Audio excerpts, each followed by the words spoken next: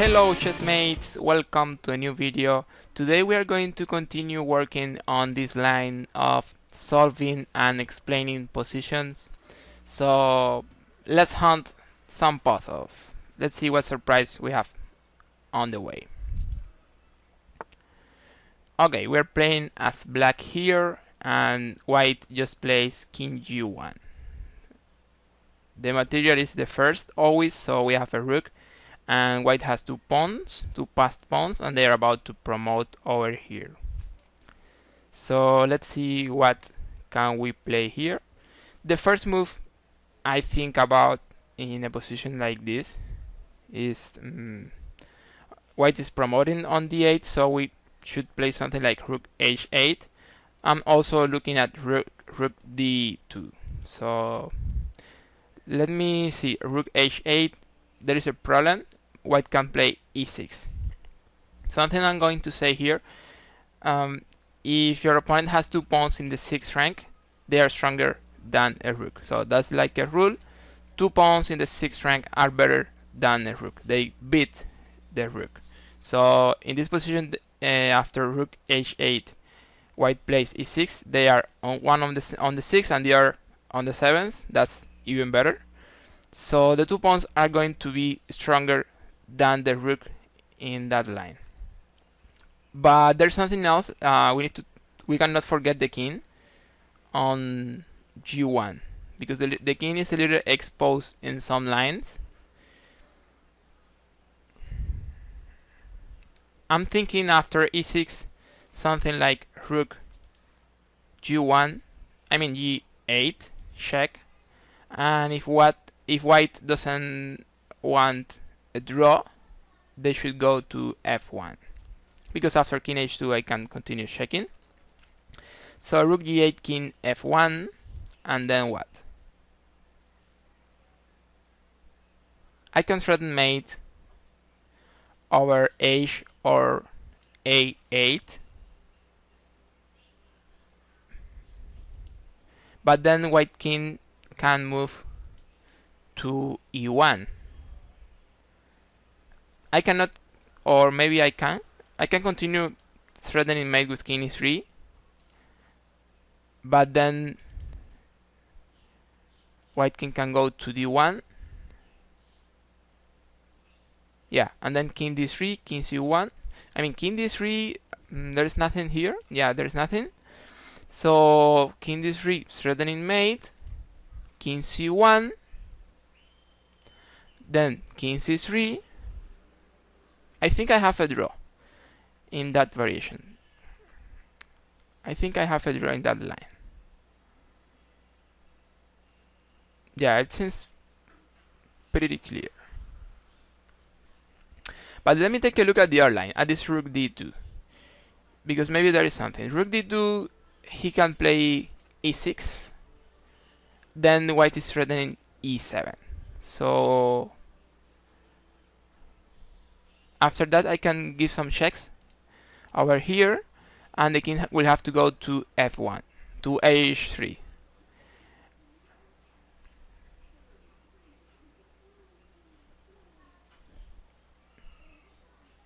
Yeah, is this line working? It seems like it's also working to get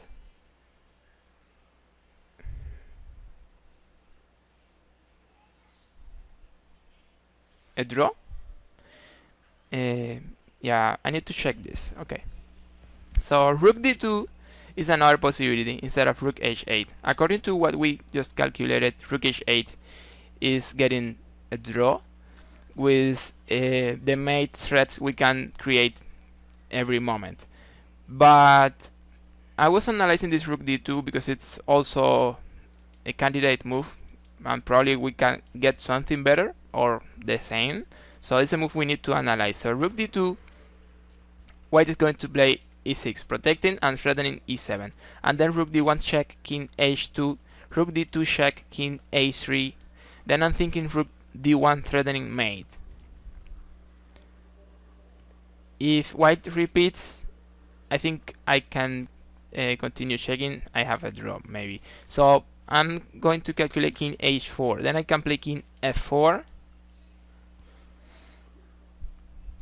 threatening mate again. King h5 is a bad move because then I play king f5, threatening mate and threatening the pawn on e6, and then I will be winning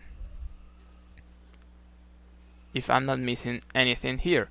So actually rook d2, e6, and after the checks, white won't have anything better than repetition. So it will be perpetual check, moving the king over here. But this is very strange because according what we have just calculated, both moves rook h8 and rook d2 are working. So that usually doesn't happen in the puzzle, that two moves work. So I'm going to take a second look at the line with rook h8.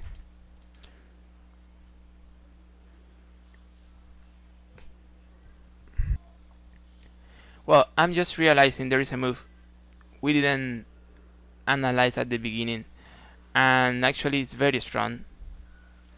I'm thinking that instead of just playing rook d or d2 or h8, I can play some in between like rook g2 check.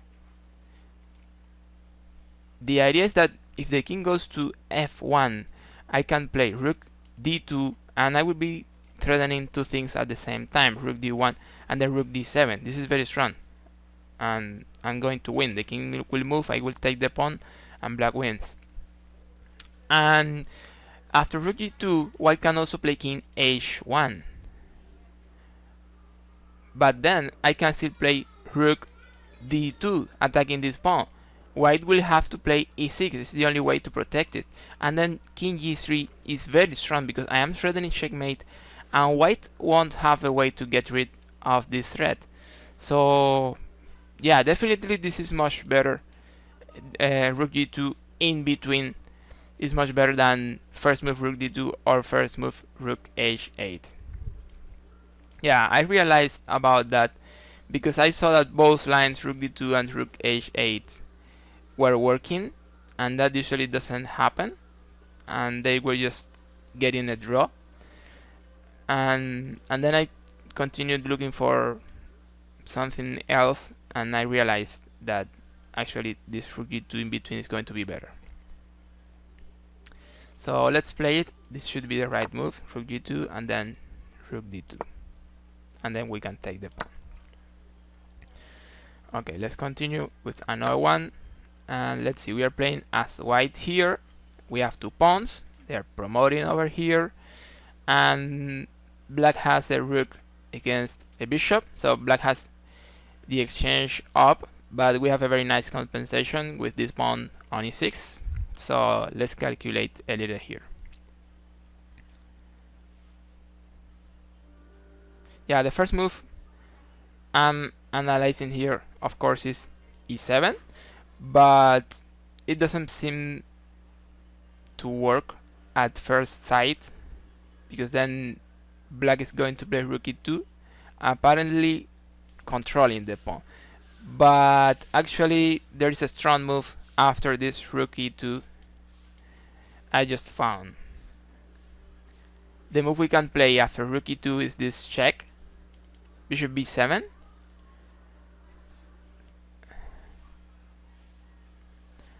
and then let's see what can black play, because I think all the options are going to be bad. Black can play king here and here. That is bad because they are blocking the rook, so I will be able to promote. And the other move is king c4, but that's also bad. Remember, the rook is on e2, so we're going to have a skewer here, check, and taking the rook and promoting later. So let's analyze from the beginning. e7, now we know that rook e2 doesn't work because of bishop b7, but there are more lines here. After e7, black can also play some check, like for example rook a or a4 or h2. So let's see, rook a4, we need to play king g5. Black can play now rook e4, then we have a skewer again, and if the king comes here we are promoting. if the king comes here, we are getting the rook and promoting later as well. So rook a4 doesn't work. Let's see the last line. e7, rook h2. Yeah, if we move the king, the rook will come over here, but we have the possibility to block this check. Remember, we have the bishop here, so bishop h3 is going to be good, but then the rook may come here to e2.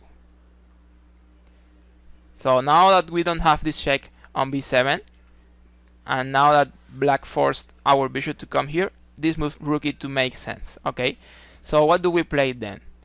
I'm thinking that the rook is binded here, protecting or avoiding the promotion of my pawn. So I can play this check again. Bishop g2,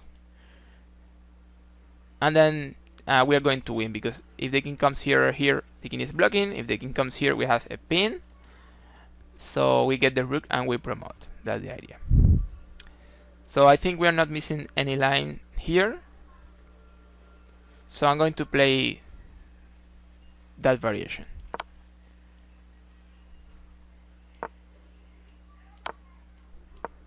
That's it. Okay.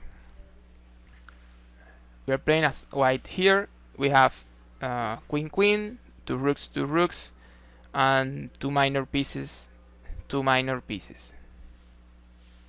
White has like 6 pawns, as black has 7 pawns. They just took a pawn here on f2. So that's the situation. We have a pawn down, but it's our turn to play. I see that black has development problems here. The king is not too safe.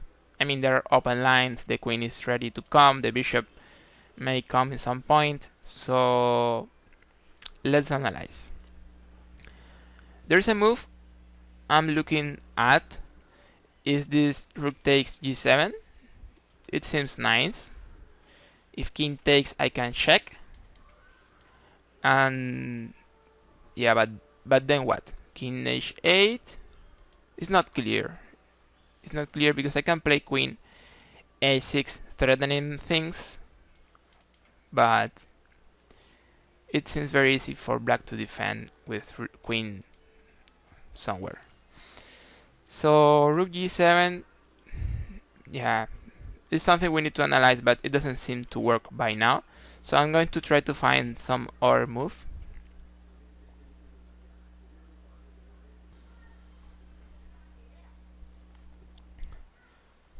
Another possible move here is this rook h u1 attacking g7. If black plays g6, I could have some rook takes g6, and it seems fine, at least with some compensation there. But black is not forced to play g6. Black can play rook f7. I can still play bishop h5, but then rook e7, and then what? I can play queen g2, increasing the pressure here, but then queen f8. So this line seems very good. That's probably what I could play in a game if I don't find any tactic idea, any strong idea here. It seems like a good position for white, but I don't think it's the solution of a puzzle.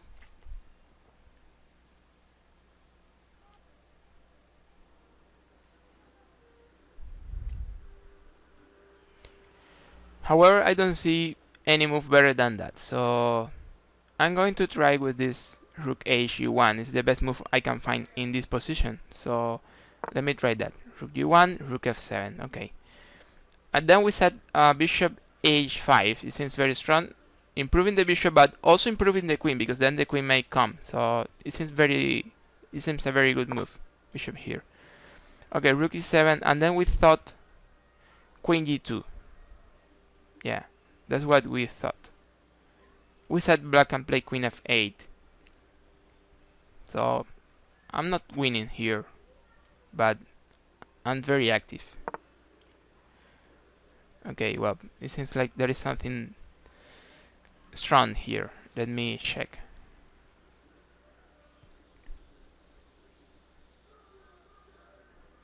Yeah, there is this line. I can play now rook f1. I saw that from the beginning, but after queen d8 I thought I didn't have anything, but now I see that after queen d8 I can play this idea of bishop f7 intercepting the rook.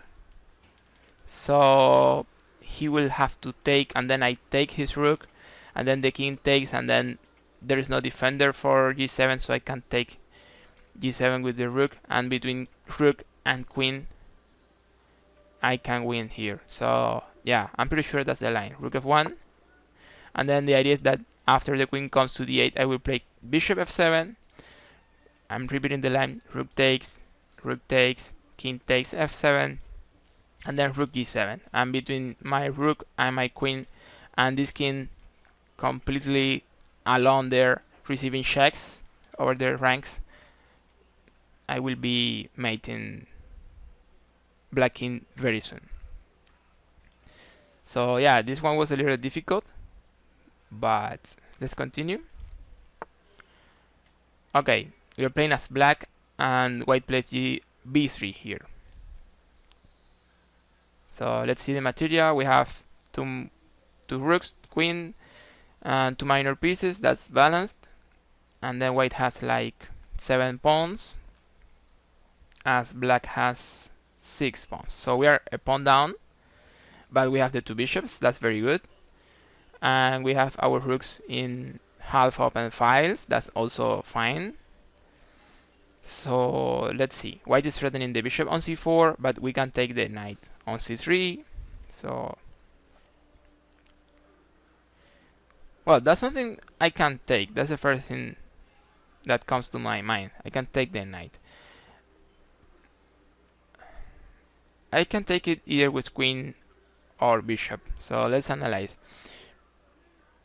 Queen takes knight is the most logical move because I'm also trading.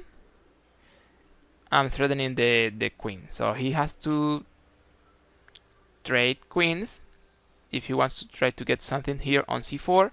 So let's say queen takes knight, queen takes queen, bishop takes queen. We are threatening the rook, so probably a move like rook c1 is fine. But then I can play, he's threatening my 2 bishops, but then I can play bishop d3. Yeah, so if he takes my bishop, I take the rook. So queen takes knight seems fine.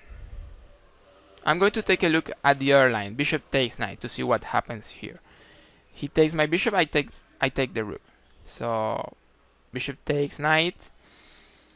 He can still play rook e to c1. Then I can play bishop d2, saving one of the bishops and threatening the exchange. Yeah, he's going to capture, I'm going to capture, and then he's going to take my bishop.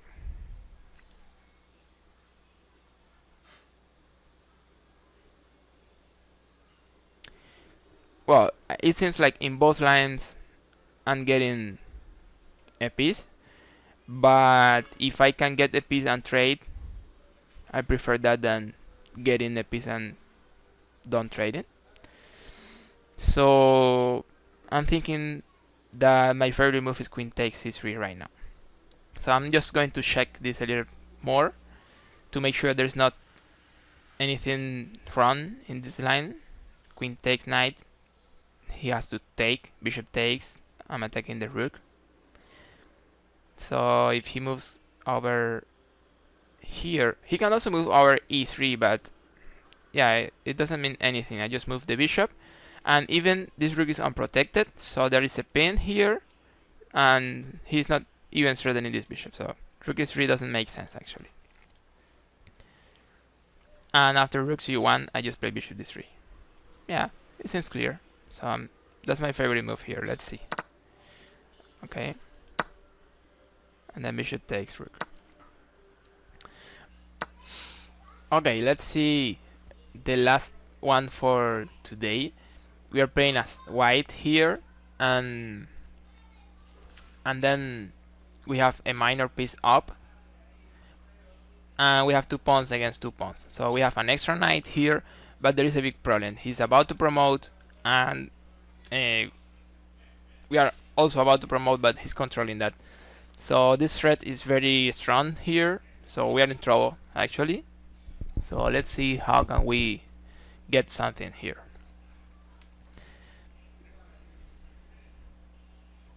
Something I can play here is knight f4, attacking the rook and the pawn, but then he can just promote. I take the rook, he takes my knight, and then I don't see any particular good move, so this is not going to work, this knight f4. Another interesting move is to check f4. He's just going to capture the knight, and then I don't get too much. I can bring the king. Yeah, that does nothing. He just promotes. So f4, king takes knight. He's still promoting, and I don't get anything there. So we need to find something else. Yeah, this is a possibility. In some point we can sacrifice the rook. He takes, but then what? Then we are lost here. I mean, he's taking the knight and taking the pawn. So what happens after that? Well, actually, I'm finding some very strong move for that position. I'm thinking about this knight e5. It's a very nice interception. If he takes with the pawn, I promote, obviously. And if he takes with the rook, I will have this fork with the pawn. Check. f4. I still need to analyze this move king to e8, to e6, sorry. Because then when I take the rook, he can play king f7. That's something we need to analyze. But fortunately, we have a strong move, a simple and strong move in that position. We can just play e takes f6, and then we have 2 pawns, 2 connected pawns, and we're going to win that endgame. So I'm going to check that variation again to make sure everything is fine. So rook takes, e2 is the move that seems to be winning. He takes, and then knight. Yeah, he has to take, right? Because we are threatening the rook, and then promotion. So he has to take.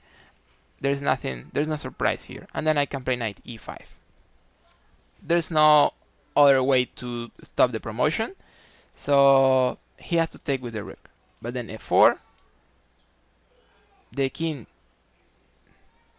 may come over here, but then we just take the rook and we are promoted. So yeah, it seems pretty clear. We are going to play that. Rook takes, and then knight e5.